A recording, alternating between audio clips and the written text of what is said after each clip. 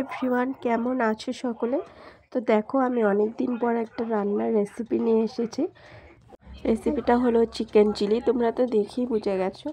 দেখো, আমি এই কোম্পানির কর্নফ্লাওয়ার দিয়ে করেছি। তোমরা অন্য কোম্পানির দিয়েও করতে পারো, আমি এটা দিয়ে করেছি। দেখো, প্রথমে কর্নফ্লাওয়ার এবং আদা রসুনের পেস্ট একটু নুন দিয়ে ভালো করে মেখে নিয়ে মাংসটাকে ছোট ছোট পিস করে নিয়েছিলাম। তারপর দেখো, সুন্দর করে ফ্রাই করে নিচ্ছে। এটা আমি রিফাইন অয়েলে করেছি। ফ্রাই করে অনেকগুলি ছিল, প্রায় 1 কিলোর উপরে ছিল।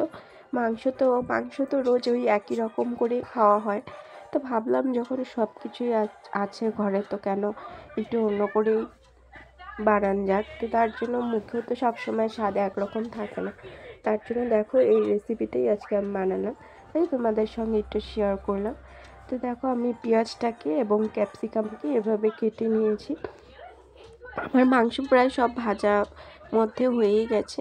তো দেখো, আমি পেঁয়াজ আর ক্যাপসিকাম কেটে নিয়ে তারপর ওই কড়াইতে, যেটা আমাদের তেল ছিল রিফাইন অয়েল, আর মাংসটাকে সরিয়ে নিয়ে তারপর দেখো, এটাকে আমি একটু হালকা হালকা সিদ্ধও হয়ে গেছে, এদিকে ফ্রাইও হয়ে গেছে।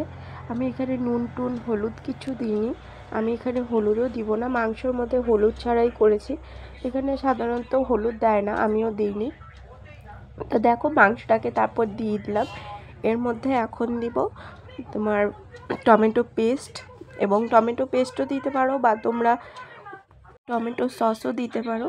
তারপর দেখো, আমার কাছে চিলি ফ্লেক্স ছিল, লেবু ছিল একটু, এবং একটু বাটার দিয়েছি।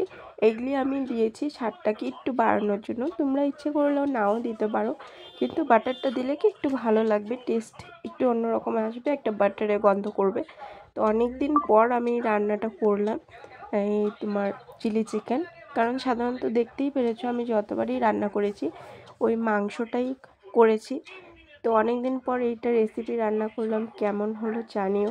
আর তোমাদের কাদের কাদের চিলি চিকেন পছন্দ সেটাও কমেন্ট করো। ভালো লাগলে পাশে থেকো। অনেক দিন পর রান্নার ভিডিও শেয়ার করলাম।